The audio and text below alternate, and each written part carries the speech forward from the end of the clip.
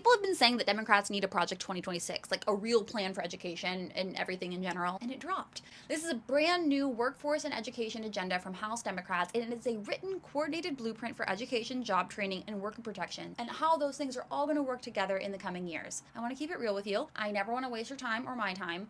We need a plan, but we don't have the legislative power that we need yet. This will tell you what this group of lawmakers is going to defend, push for, and what you might see show up in budgets and bills that Democrats propose. So today we are setting the stage for 2026.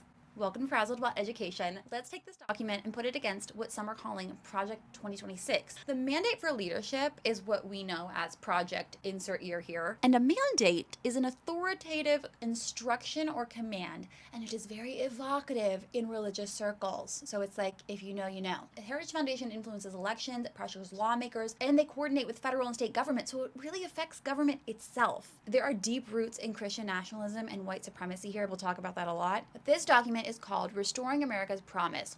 And it's just like the usual culture war, Mad Libs vibes. These people have a weird amount of confidence when they write shit that's basically a Facebook comment thread in PDF form. But as usual, their core claim is the education system is failing our children. No mention of funding or class size or teacher shortages or poverty or housing instability, healthcare, or special education compliance. It's just like radical gender ideology, bureaucrats. And they love to talk about parental control, but not parents like me, parents like them. They repeatedly frame public education as subordinate to individual parental preferences, and that sets up their justification for book bans and curriculum censorship and opt-out policies that undermine inclusive education and legal challenges and civil rights protections. Actual civil rights protections, by the way, not this reverse racism shit that they keep doing. And in this, they explicitly support school choice, education savings accounts, and the expansion of voucher programs that literally never work, and they were born out of racist white people not wanting to send their kids to desegregated schools. Some things just never change, I guess. School choice in general, trash. The Department of Education they want to eliminate is literally responsible for civil rights enforcement, disability protections, Title IX oversight, the real kind, not the turf kind, federal guardrails on discrimination, and they can say that they are shifting education to the states 8 ways a Sunday or whatever that saying is, but states already control their education systems. The federal Department of Education is in place to make sure that states aren't doing stupid shit. Corporal punishment is legal in 17 states in the year of our Lord 2025, and you want me to just let them do other things that they want to do in schools? I need to calm down. In terms of higher education, they claim that colleges are adrift, academia is controlled by the radical left, and taxpayers should bail out higher education. Well, guess what? I don't want my tax money to bail out Argentina to the tune of $40 billion, or bomb men, women, and children, or pay for ICE agents' student loan forgiveness, but clearly we all have different priorities. Education is just never treated as a public good with these people. In reality, it's an economic investment and a civil right. But here we are, it is being used as a culture war frontline. And all of that is why this document is a balm for my sick and sore eyes. It's a direct response to exactly what the Heritage Foundation is proposing, and more broadly, the Trump regime, because kind of one is the other. This agenda operates from the place that the system is under attack, and I think it's good. It proposes modernizing public education and workforce training while locking in labor standards and accountability and public control so reform doesn't become an excuse for privatization, which is what we're seeing the right try. So treating education and workforce as one continuous system. They refuse to talk about K-12 higher ed, job training, and labor policies separately. Every section intentionally loops back to the idea that learning doesn't stop at graduation and jobs don't start at employment. Republicans are advancing a disassembly strategy. They're stripping K-12 funding, hollowing out higher ed, and cutting worker protections while pretending that those moves are unrelated. This document blocks that by insisting that investing in education is good economic policy, elevating non-college pathways without trashing public education. The right now is using trades versus college as a wedge to delegitimize public universities so they can justify defunding them, which would funnel students into pipelines whether they want to be in them or not. Students are entitled to a choice-filled future. There are multiple valid pathways to that, and all of them should be high quality, public facing, and accountable. And who can argue with that? I want to point out that they are being extremely specific. Job training should be real and high quality and supported, and sometimes it can get sketchy or predatory, no thanks to the right, who loves workforce training without unions, wage standards, or worker power in general. But where the right and the left agree is that job training that doesn't lead to good jobs is not good job training. Throughout, the Dems are defining success in advance. All of this protects the agenda from fraud, waste, and abuse bullshit bullshit attacks. Wraparound supports are also discussed in here. So childcare, transportation, paid leave, and benefit cliffs are structural barriers to people being able to finish their training. They are not framing these as moral issues. They're saying programs fail without supporting the people in them. And that flips the burden onto systems where it belongs. And they do talk about the AI of it all. They acknowledge AI is coming, and I don't think we can turn a blind eye to that personally, but they want teachers in charge of implementation. They want to emphasize data privacy and safety. They want to reject vendor-driven decision making. I also agree with their feelings that if AI is going to be in school at all, it should reduce busy work, not replace human jobs or critical thinking. This document is written in the shadow of the efforts to dismantle the Department of Education. So the strategy here is acknowledge reform is needed, modernize aggressively, and keep institutions intact. The next step section ties that all very nicely. I am joined today by Johnny Olszewski. Johnny O's fine too. I am joined today by Congressman Johnny O. He is part of the New Dem Workforce and Education Working Group who released this document. Congressman Johnny O previously served as Baltimore County executive, where he helped oversee one of the largest public school systems in the country. He dealt firsthand with school budgets and staffing, and he has a pretty solid idea of what it takes to make education work and how to defend it against public attacks. We're going to go over the policy section together. Here he is. So I want to start with the obvious. We do not have the majority right now. So why did Democrats decide to put out policy proposals right now? When we're not in the majority, we have an obligation to put forward a vision for what it might look like when we have the majority, not if, but when Democrats have the majority. And so this is a document I'm really excited about that says these are the kinds of things that you can expect us to fight for when we have the majority, which is a stark contrast to what we're seeing from this current administration. Yeah, seriously. So this administration is moving functions out of the Department of Education to the Department of Labor, and they're saying it's about integrating education and workforce policy. This document also treats education and workforce as one system, but in a very different way. Do you want to speak to that? What does our agenda get right that they don't? This administration is about blowing things up, disassembling, with no real plan for what it looks like on the other side. So whether it's Title I or special education program, it's just we're gonna get rid of it and hope that states can pick it up. And we know that in a lot of places that's just simply not the case. I mean, I can tell you when it comes to workforce, before I came to Congress, I was Baltimore County executive, and we created this incredible workforce program, a nursing pathway that really said we're going to knock down barriers to get people up. And so we gave not only free community college in Baltimore County, which is tremendous for anyone making $150,000 or less. We also had this nursing program that leveraged that free community college to say we will take care of childcare and transportation, we'll help you find housing. And if you were a Democrat, we were able to say we're going to break down barriers to success. And so someone who might have been on public assistance, for example, in a very short period of time would have a guaranteed job as both first a CNA, a certified nursing assistant, and then eventually an LPN, a licensed professional nurse. But we did that in a way that Republicans can also be excited about it, because it says, oh, we're helping you pick yourself up by the bootstraps. And so not only are we meeting a huge need, but we're also actually helping people along the way. So it's something that we had overwhelming bipartisan support for in our local government. It became a model for the state of Maryland. And it's now the kinds of things that I'm pushing for and alongside both New Dems and our Democratic caucus here in Congress. The Republicans love the bootstrap thing. I mean, this is a whole aside, but I just really liked how you framed this document, because I felt like it was worded very well, as in like, how could you argue with that? How could you argue with any of that? We want what you want. We're just doing it different. Speaking of bipartisan stuff, is there anything in here specifically that you're like, ooh, I think this for sure has bipartisan potential? Doubling down on workforce a little bit, I actually, the first bill I passed as a member of Congress was actually with Roger Williams, who's the chair of the Small Business Committee on which I serve. And it was a bipartisan bill, overwhelmingly supported by members of Congress. It's in the Senate now. And it basically connects recent CTE graduates to businesses that are in need. And so again, it's one of those things that we don't have to be partisan about, connecting people to opportunity. And what we're seeing under the Trump administration is time after time, we're taking away that opportunity. And all we're saying in this framework is we want to make opportunity available for all. And I don't care what state you're from. I don't care your party affiliation. That's one space where I think that we really can dive in and do more for people who recently graduated from high school, people who dropped out of high school, who've been out of school for a long time, because, you know, education and higher ed, these are important things and they're part of the framework that we put forward. But CTE in particular, it's something that in a matter of weeks or a couple of months, you can go from completely unemployed being unemployed and having no opportunities whatsoever to becoming fully employed and earning a family sustaining wage. And that can be life changing. Yeah, for real. Absolutely. Is there anything in this document that's like your favorite thing? Like, what's one policy that you could push forward tomorrow, even if like everything else was blocked? What's your favorite? For me, it's making higher education more affordable.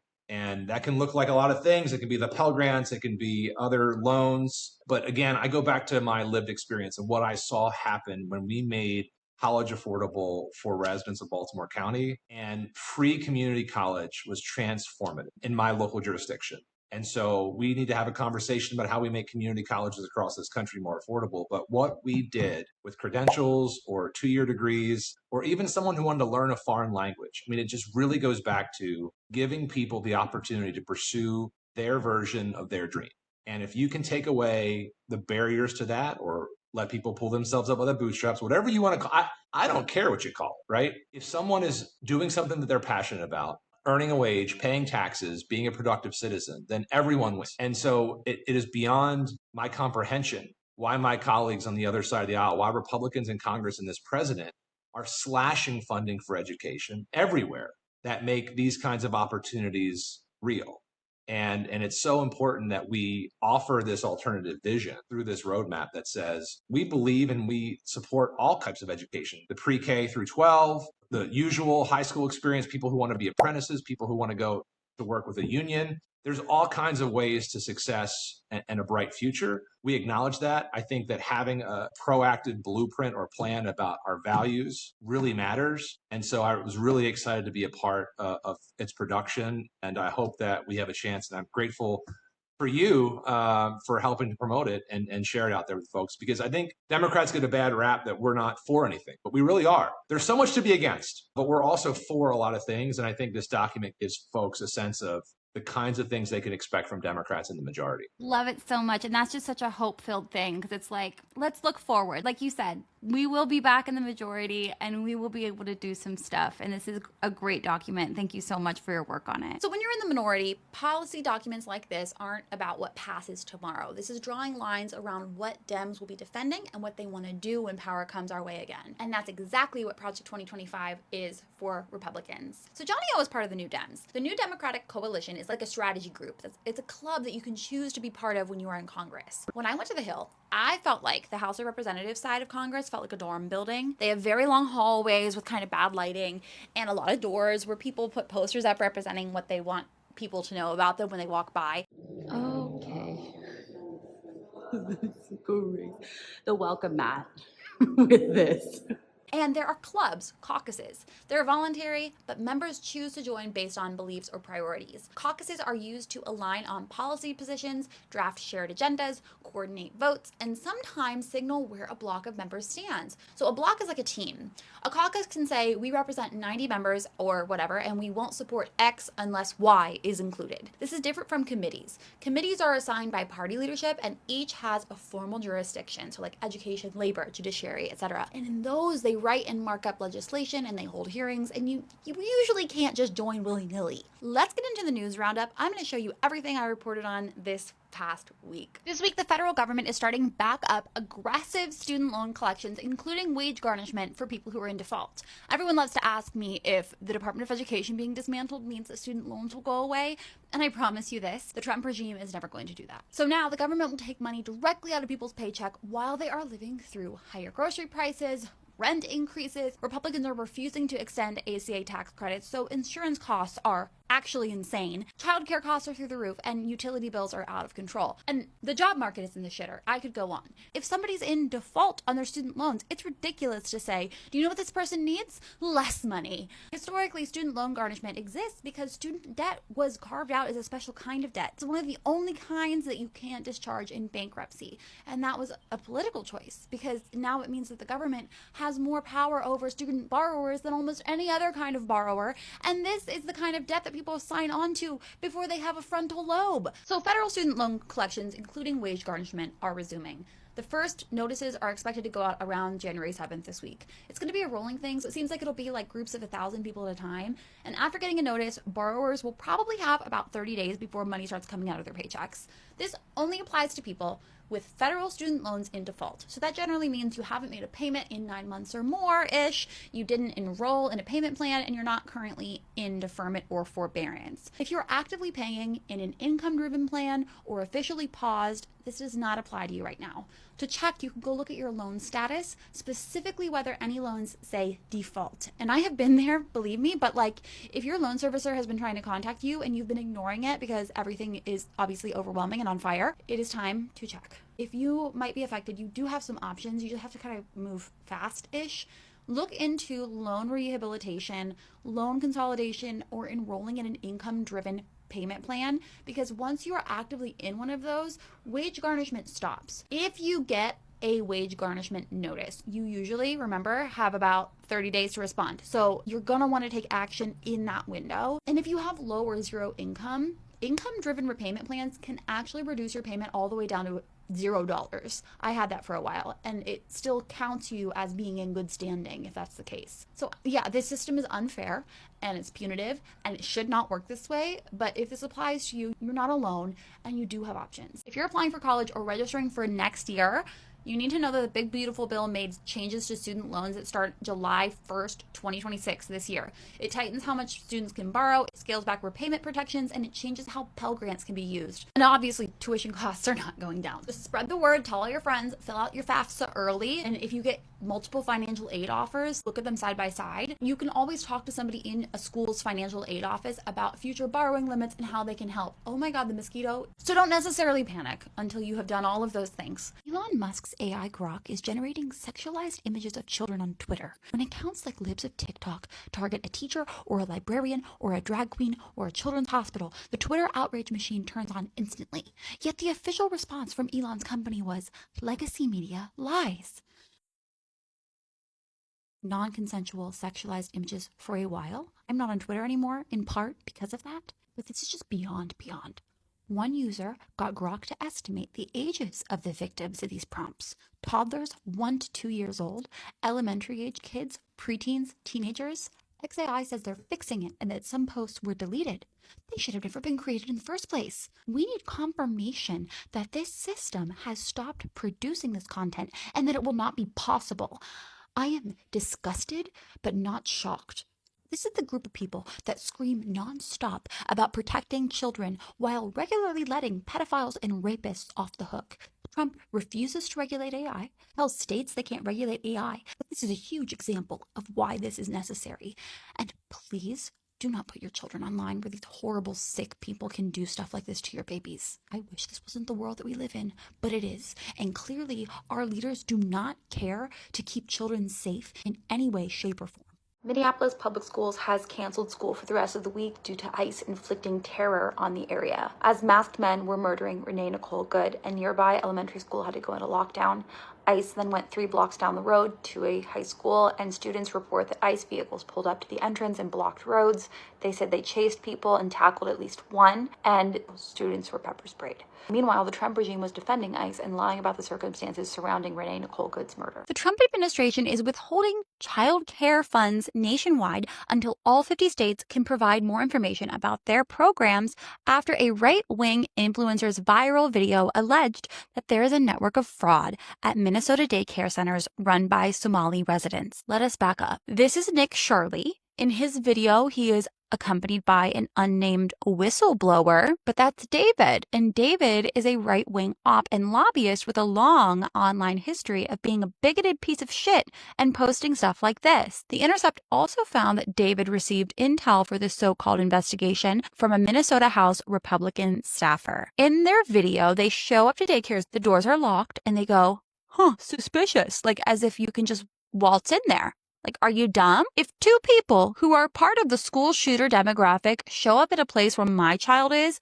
I want the door locked. If a daycare is letting YouTubers or just random adults stroll through the building because they want to see kids, those are daycares that I want shut down. And by the way, when actual reporters went to see these places, they found children because it's a daycare center. This video was also filmed around winter break-ish. This whole thing is just so bizarre. KARE 11 reported that none of the daycares featured have formal allegations of fraud, and no one has been charged related to fraud ties at these centers. This video, though, was praised and amplified by the Trump regime, and Axios pointed out that Kash Patel's FBI says it was already investigating fraud before this video was cooked up to shape public narrative. Nick Shirley is also teasing a little sequel, saying legacy media is going to go insane when it drops, but I think who is going insane is these MAGA freaks.